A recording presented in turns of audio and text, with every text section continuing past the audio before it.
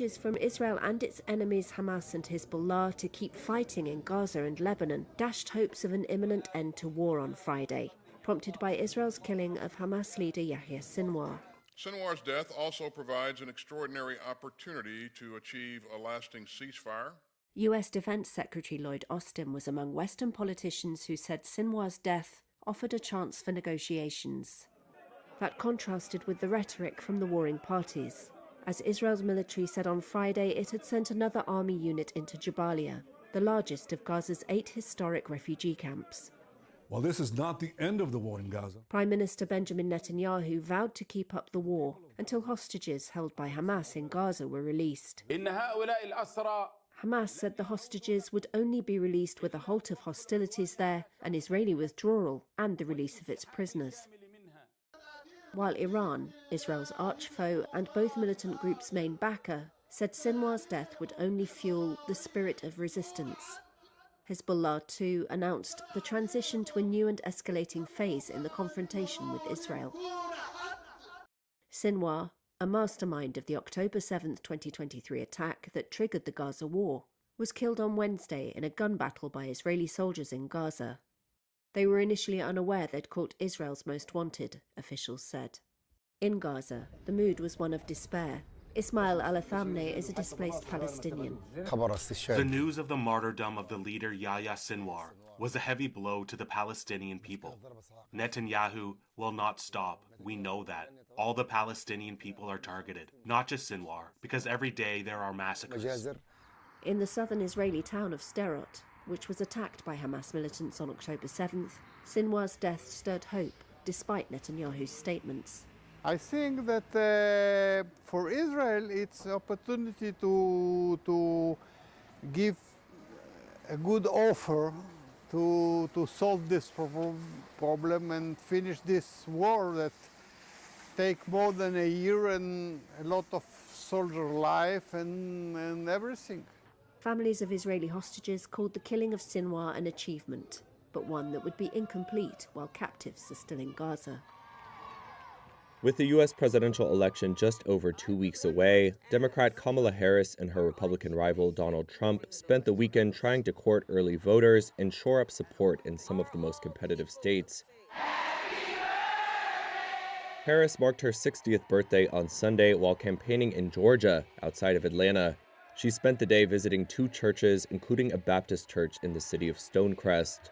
In remarks there, Harris delivered a message of unity, drawing a contrast between her vision for America and the divisive rhetoric of the current political climate, though she did not mention Trump by name. And what kind of country do we want to live in? A country of chaos, fear, and hate, or a country of freedom, compassion, and justice? Meanwhile, Trump on Sunday was at a McDonald's in suburban Philadelphia. My first day at McDonald's, I'm looking for a job. The former president cooked batches of French fries and handed out orders to supporters through the drive-thru window. Now I have worked at McDonald's. I've now worked for 15 minutes more than Kamala. Okay, she never worked here. Trump has said the McDonald's visit was intended in part as a jab at Harris, who says she worked at the fast food chain during her college years. Trump claims Harris never worked there, but he has provided no evidence to back that up. A Harris spokesperson said the stunt was a sign of Trump's desperation. When asked if he would accept the results of the 2024 election, Trump had this to say. Yeah, sure, if it's a fair election, always. I would always accept it if it's got to be a fair election. After a rally in Lancaster, Trump made his last Sunday Pennsylvania stop at a Pittsburgh Steelers game, where he pumped his fist to cheers from the crowd. Pennsylvania's Democratic Governor Josh Shapiro said Sunday on NBC's Meet the Press that the race in his state is tight. Georgia and Pennsylvania are 2 of the most competitive states in the country, with the latter standing out as the biggest prize on Election Day. Billionaire Elon Musk promised to give away $1 million each day until November's election to someone who signs his online petition pledging support for the First and Second Amendments. The first check went to an attendee at Musk's America PAC event in Harrisburg, Pennsylvania on Saturday, aimed at rallying supporters behind Republican presidential candidate Donald Trump. The winner was a man named John Dreher, according to event staff. The First Amendment protects free speech, and the Second Amendment protects the right to keep and bear arms. The money is the latest example of the Tesla and SpaceX CEO using his extraordinary wealth to influence the tightly contested presidential race between Trump and his Democratic rival, Vice President Kamala Harris. But questions about the legality of Musk's cash payments abounded over the weekend, as election law experts pointed to various provisions in federal law that prohibited making cash payments to voters. It is a federal crime to pay people with the intention of inducing or rewarding them to cast a vote or to get registered, an offense punishable by prison time. Attendees of Saturday's event had to sign the petition, which allows America PAC to garner contact details for more potential voters that it can work to get to the polls for Trump. Musk, ranked by Forbes as the world's richest person, so far has supplied at least $75 million to America PAC, according to federal disclosures, making the group a crucial part of Trump's bid to regain the White House. A Rome court on Friday rejected orders to detain a group of migrants in a reception facility in Albania, saying they had a right to be brought to Italy. It deals a blow to Prime Minister Giorgia Meloni's plan to divert asylum seekers abroad. This week, a total of 16 migrants were rescued in the Mediterranean and taken to Albania by an Italian Navy ship. They became the first group of people to be housed in the new facility of Jada after being processed in the Shunjin port. 4 of them have already been brought to Italy for health reasons or because they were recognised as minors.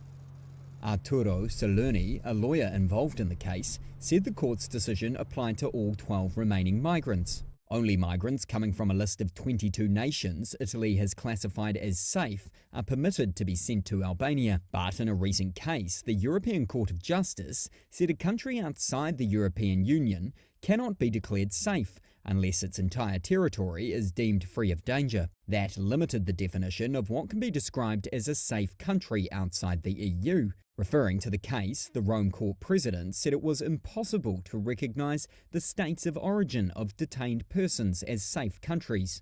The decision provoked the ire of Meloni's Brothers of Italy party. Some politicised magistrates have decided that there are no safe countries of origin, the party wrote on its profile on X. They would like to abolish Italy's borders. We will not allow it, the party said. Charity group Sea-Watch applauded the court decision, saying the media show organised by the Meloni government had clashed with national and international law. It was billionaire versus billionaire in the battleground states, with Tesla CEO Elon Musk stumping for Republican candidate Donald Trump in Pennsylvania, and Shark Tank star Mark Cuban joining Democratic candidate Kamala Harris in Wisconsin. Would y'all mind if I, pick on Donald Trump a little bit? Cuban on Thursday criticized Trump's proposal to issue fresh tariffs, calling it a crazy notion that would hurt American consumers. Meanwhile, Musk held his Philadelphia suburb event without Trump and said the election would decide, quote, the fate of Western civilization. The reason I'm here in person is because Pennsylvania is so important to the future of the world. Musk, in the span of 3 months, has given around $75 million to his pro-Trump spending group, underscoring how he has become crucial to the former president's efforts to win the November 5th election. Cuban, unlike Musk, is not a political donor. The entrepreneur is especially appealing to young men, who have become a key demographic in a race where the gender gap has widened as males overall have shifted to Trump. Next week, Vice President Harris will campaign for the first time with Barack and Michelle Obama in separate events, hoping to inject some political star power in the final dash to Election Day, according to a senior campaign official. The former president and his wife remain immensely popular with the Democratic base and are expected to be effective closers in the final stretch of a campaign, relying on turnout from loyal Democrats in states where victory margins are thin. People bang pots and pans in the Cuban capital of Havana on Saturday night. Elsewhere, another small protest over a deepening power crisis. People block a street with trash. Cuba's electrical grid collapsed again on Sunday, leaving millions of people without electricity. It marked the 4th such failure in 48 hours. People mulled over what to do as they lined up for bread. Mal, muy mal, porque sin corriente no tenemos nada. It's bad, very bad, because without electricity, we have nothing, this woman said. The communist-run government canceled school through Wednesday, a near unprecedented move for Cuba. It pointed to both the energy crisis and Hurricane Oscar, which bore down on the island on Sunday and could make the situation even more complicated. In her old Havana home, Annabelle Gonzalez says she's been without power for 3 days, and her food supply is dwindling. My cell phone is dead, and look at my refrigerator. The little that I had is all gone to waste, she said. Energy and Mines Minister Vicente de la Oleve told reporters that he expected the grid to be fully functional by Monday or Tuesday, but warned residents not to expect dramatic improvements. The government has blamed weeks of worsening blackouts on deteriorating infrastructure, fuel shortages, and rising demand, as well as the U.S. trade embargo and sanctions, which it says hamper efforts to get fuel and parts to run the plants. The U.S. denies a role. The island does not produce much crude oil, and foreign countries have cut exports.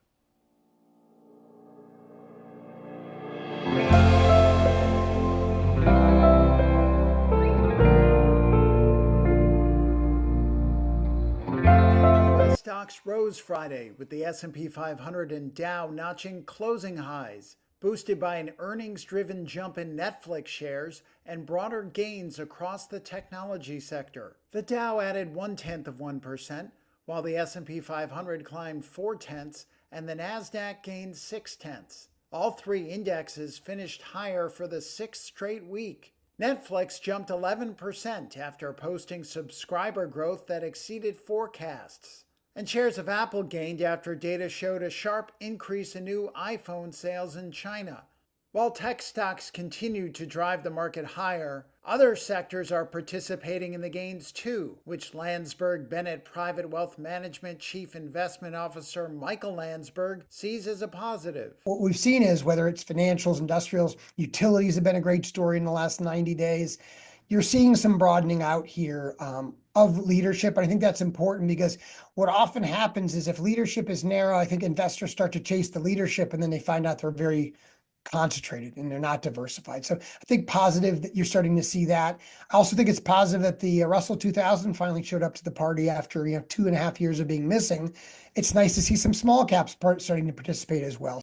On the downside Friday was American Express, shares of which fell 3% after its quarterly revenue missed expectations. And shares of CVS Health dropped 5% after the company replaced its CEO and withdrew its 2024 profit forecast.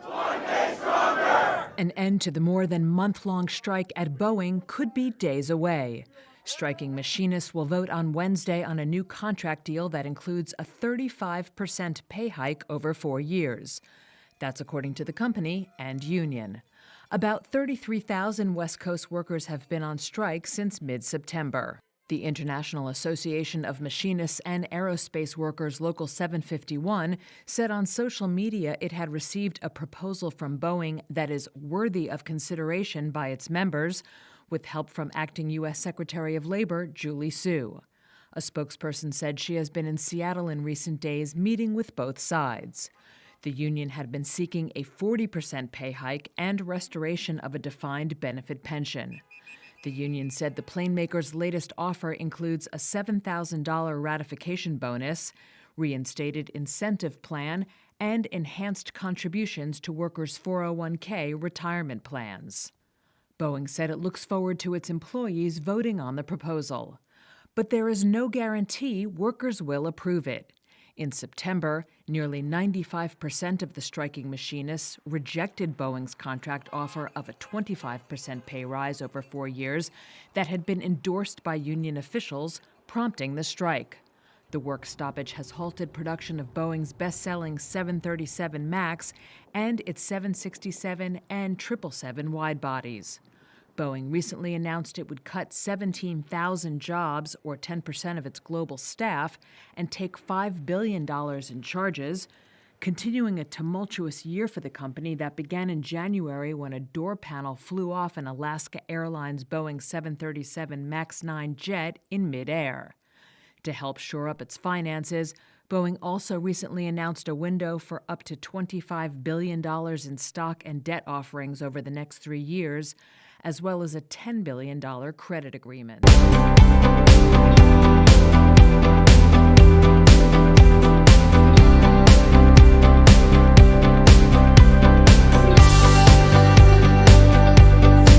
An opening that I believe we must take full advantage of to dedicate ourselves to ending this war and bringing the hostages home. As it relates to the issues in the Middle East and in particular in that region, it has never been easy. But that doesn't mean we give up, okay? It is always going to be difficult. It does not mean we give up. We was all man, and I say that in all due respect to women, and I love women. But this is a guy that was all man. This man was strong and tough. And I refuse to say it, but when he took showers with the other pros, they came out of there, they said, oh my God, that's unbelievable. I had to say it.